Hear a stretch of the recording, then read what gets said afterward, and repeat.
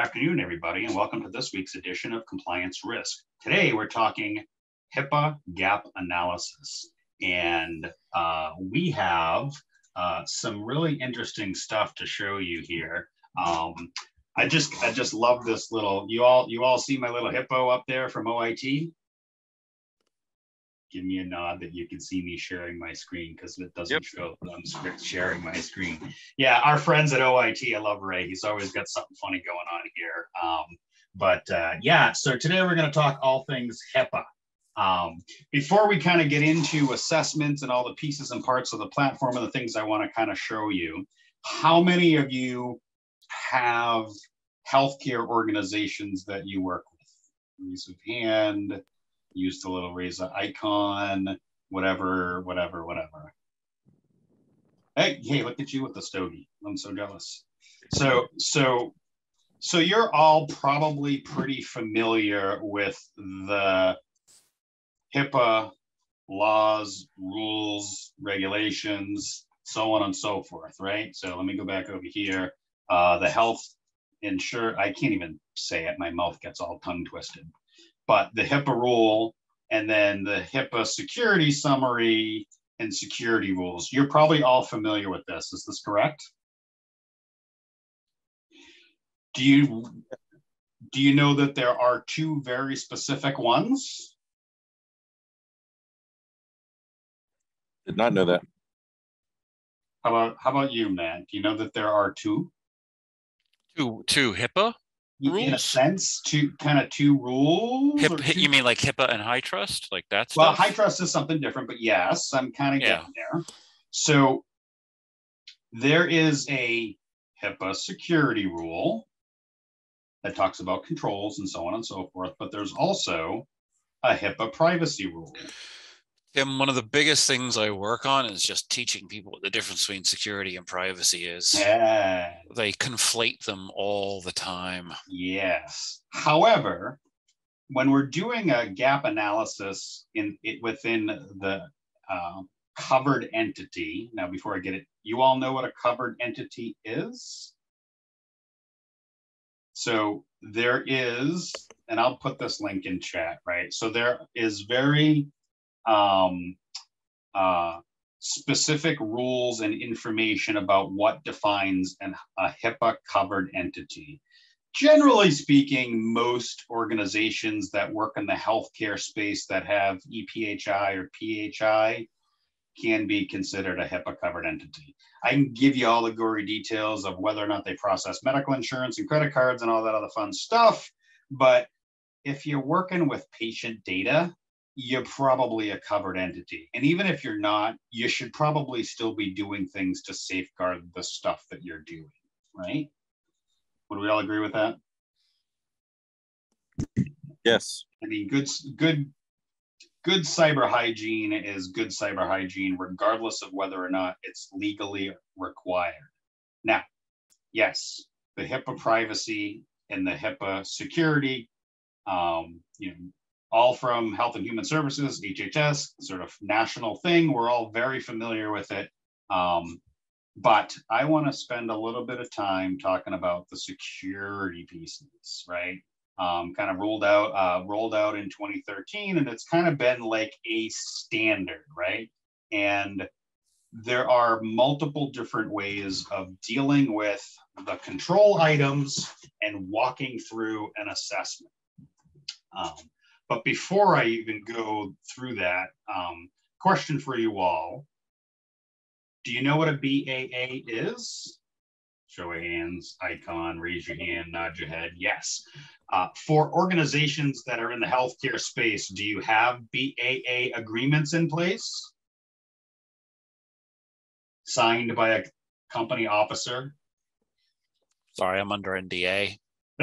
As long as you have them and they're signed, that's all that really matters. I'm not asking who or what, but you should probably have them. Have you signed them with all of your vendors? You do. No, I mean like with all of your subs. When and where appropriate, those things. That's why I was showing you Mr. Hippo from OIT or Synchro, which is my RMM tool, which is HIPAA based or whatever. So yes, am I still near my screen? So that was really where I was going. And Matt, thank you so much for leading me down that path. Is if you have BAAs in place with your clients, Matt already stole my thunder. Sorry. Do you have them in place with your vendors? Your RMM tool? For me, yes, I've gone through the process to get a BAA in place with Synchro, because that's who I use for RMM. I have a BAA in place with OIT because I'm doing faxing and so on and so forth out of the PBX system.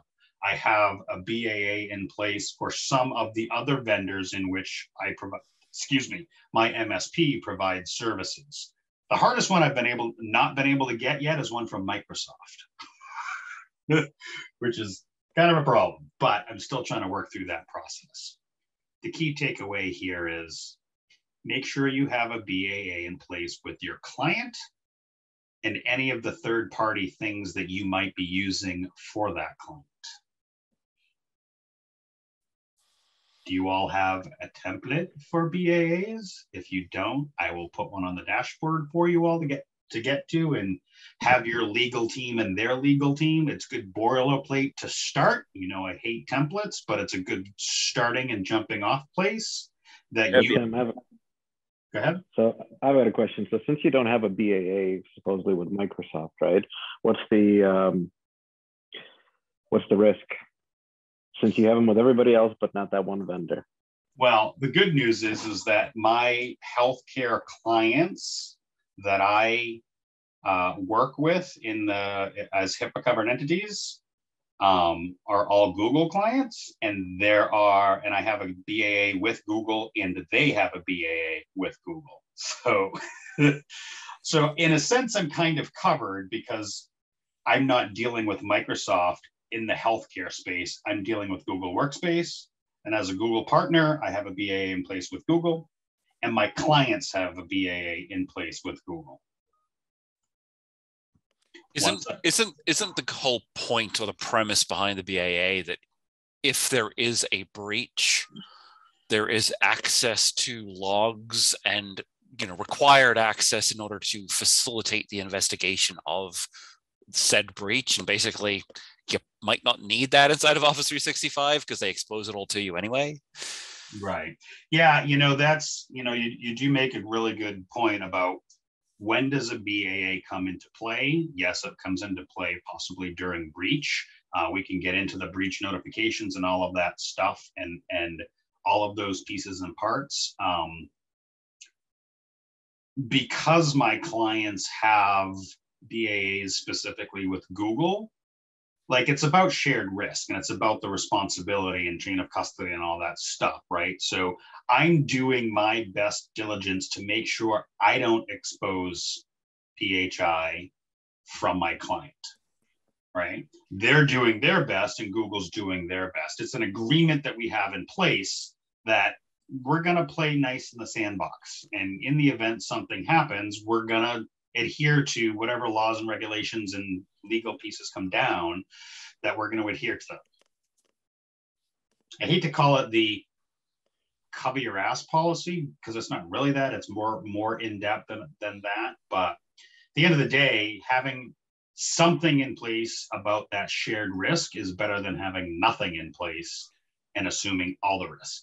Yeah, I don't want to kind of deviate, but I think I might, I kind of feel like it should become almost standard, just even outside of HIPAA compliance or any other kind of compliance. Like I think any vendor that employs me should want a document of that ilk to be signed so that they could access my stuff if they need, in order shared responsibility. Yeah, basically. Yeah, as I mentioned before we started recording, that's some of the things that we'll be discussing about. Perfect. Choosing your MSP, right? What sets us, group of individuals, and those watching us here on YouTube, what sets us apart from, Joe Computer Guy down the street, right? Well, we want to have that shared responsibility defined in writing, legally annotated by the, legal people. That's not us. Who did we lose? Did we lose somebody? We did. Don't know. Rob's got his hand up. I see Rob. Go ahead, Rob. No, just to kind of loop around on that question again. So I know that you've basically taken away your risk by going by Google, but it just kind of goes back to thinking that, okay, there's going to be so many, I guess, HIPAA shops that are going to be utilizing Microsoft products. And if Microsoft is not easy to obtain a BAA with. Let me clarify that. I haven't had the need to go down that path yet with Microsoft because my HIPAA clients are all Google shops. So I'm sure there's an easy enough way to get a business agreement with Microsoft in place. I haven't had the need to do it, and I'm sure it exists. But I can put that as an action item to follow up.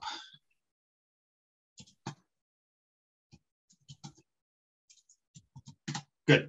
I have that as an action item for me to follow up and make sure that that's available either in the show notes or on the website for the member stuff. Any questions about the distinction about BAAs before I move into actually doing some assessment pieces? Love it. So for those of us that have life cycle insights, I'm just going to close these windows down. For those of us that have life cycle insights, and if you don't, I get you 10% off coupon, blah, blah, blah. It's pretty easy. You know, lifecycleinsights.io, click sign up, 30 days free. It's very inexpensive. I'm going to stop pitching life cycle since most of us here already have it. Those of us that do have it, are you familiar with the assessments within LCI? Yes, no, maybe so. I've haven't gone through them yet. I'm just going to kind of give a little overview. Assessments, assessment events, assessment templates. You can make your own. There's a bunch of canned ones in there. What they didn't have until a week and a half ago or a week ago was an assessment specifically for HIPAA that I put together. Why am I not seeing it here now? Oh, right here. Boom, boom, boom.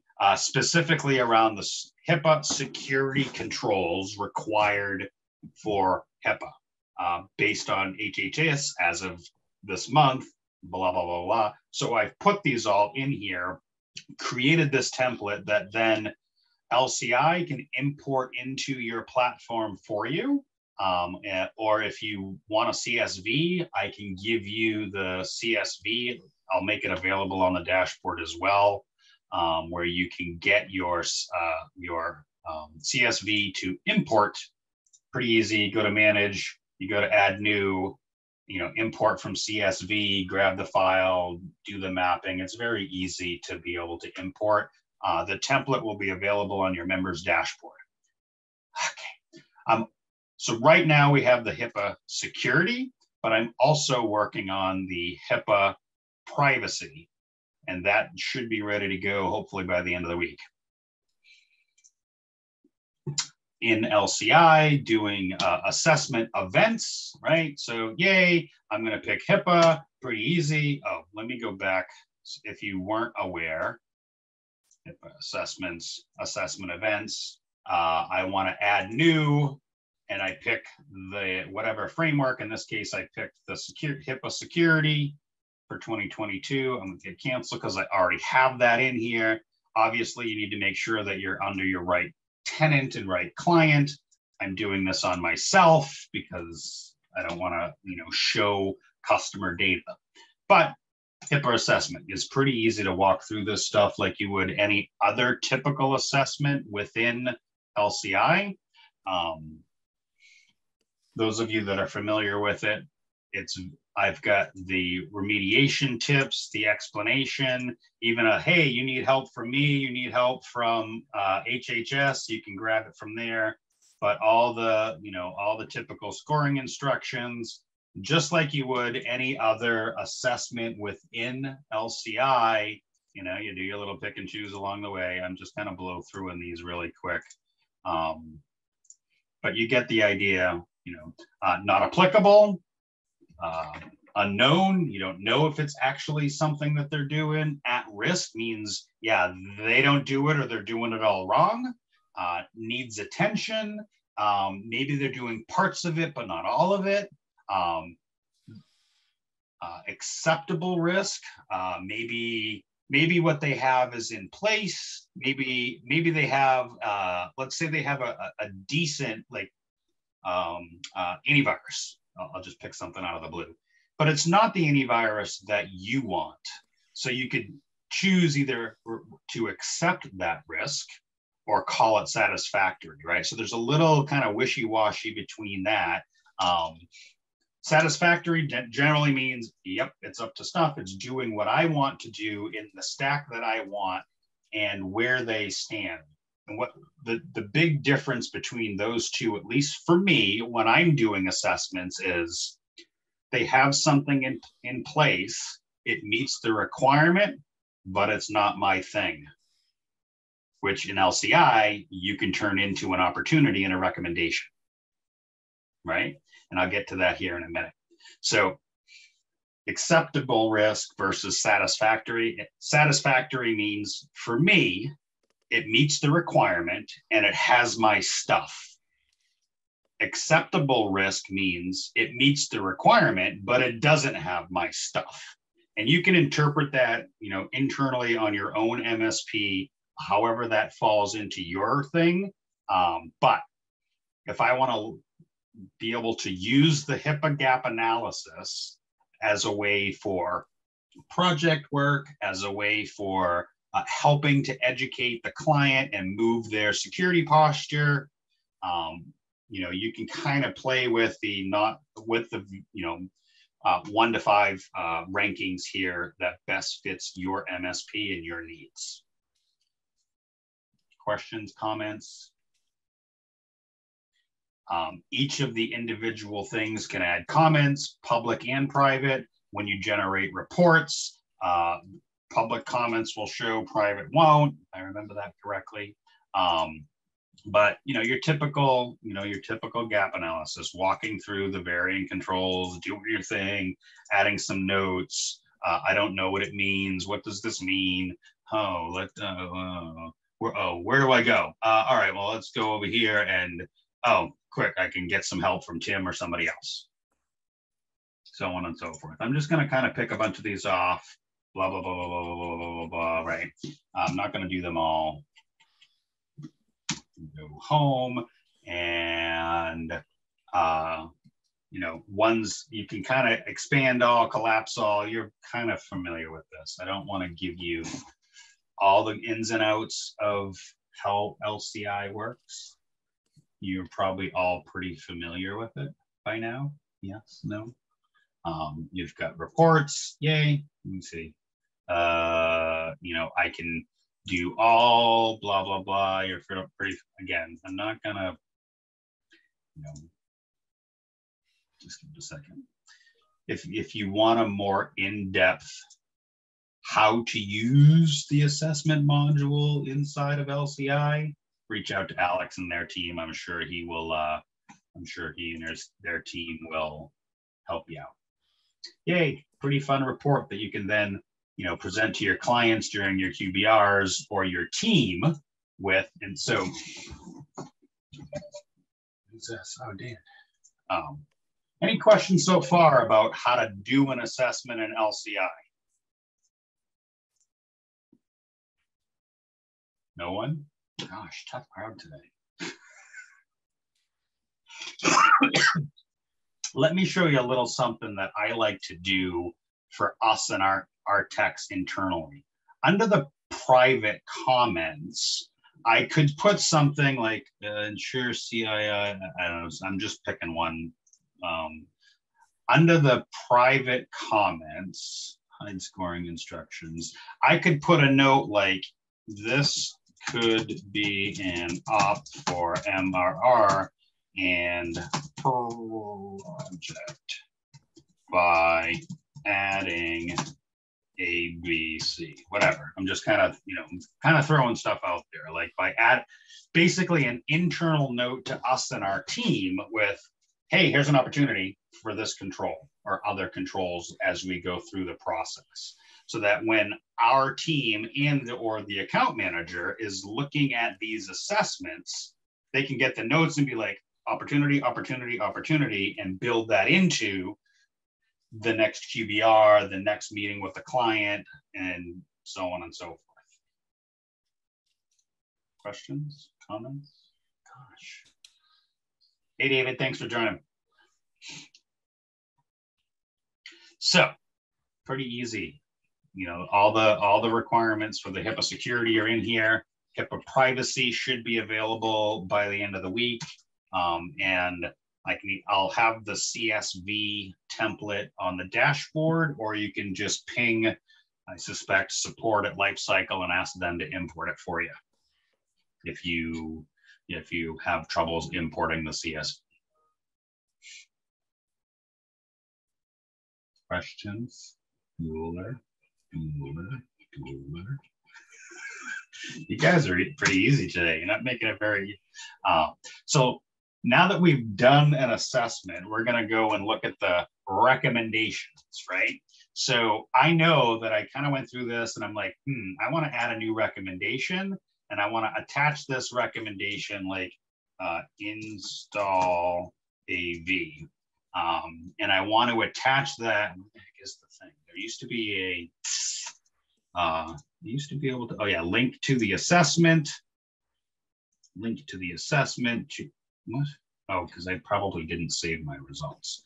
But here you can link to the assessment that you just did, or you can link to an assessment item. At risk, need like HIP. You can link to the particular whatevers and build out your recommendation for that client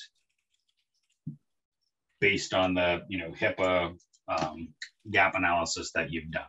Are you familiar with how this thing works as well? So I don't have to get into gory details of that.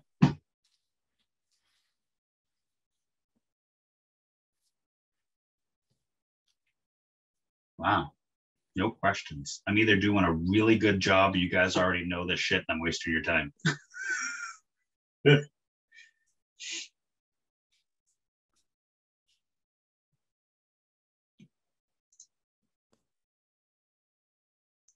All right, well, that's really all I was really hoping that there might have been a few more questions around this, but it sounds like I either nailed it or you guys already know all this and wasting my time or your time. So I have a very rudimentary question, which is, so who needs this? Are you talking about doctors' offices, clinics, hospitals? So as a defined HIPAA covered entity, they should be doing SRAs, right? Security risk analysis, whatever. SRAs, at least every year. And part of what we're doing through this assessment process is figuring out where they stand, what their risks are, what's in place, what's not in place, and helping them with that SRA so they know what their security risks are. One of the things I think, who did we lose again? Or did somebody join? Keep seeing my. That might be me. I think I just raised my hand just so I could, after you're done talking. And no, maybe go ahead, Rob. What's up? That's maybe what's causing the sound for you. It's not that somebody got lost, but maybe that was me raising my hand. So you mentioned about doing SRAs, right? Every year for doctors' offices, dentists, I don't know, chiropractors, you name it. Usually how, from what my experience is that the moment that they see what the average price is for like a gap analysis, you can pretty much say goodbye to that SRA happening yearly. So unless you're a certain size of a medical institution, what is it, like a average is around 15 to 20,000 just for a gap analysis right now, market? Yeah, I'm going to pause to talk about pricing because everybody prices things differently, and I don't want to lead an MSP or anybody watching this on YouTube down a rabbit hole, but I'm going to pause the video for now and talk about pricing and then come back. So yeah, thank you for that brief pause as we talked internally about pricing. I didn't obviously want anybody to reveal that during the YouTube session. But anyways, we're going to wrap up this session on HIPAA. You can get the Lifecycle Insights coupon code in the show notes. If you have questions about specific requirements within the HIPAA security rule, feel free to reach out to us here at compliancerisk.io. I guess this is where I'm supposed to also say, please like, subscribe, share, all that good fun stuff, since this is going on YouTube. But hey, we're just here to help and happy to help educate the community around these certain things. So Tim Golden, compliancerisk.io. Have a great week.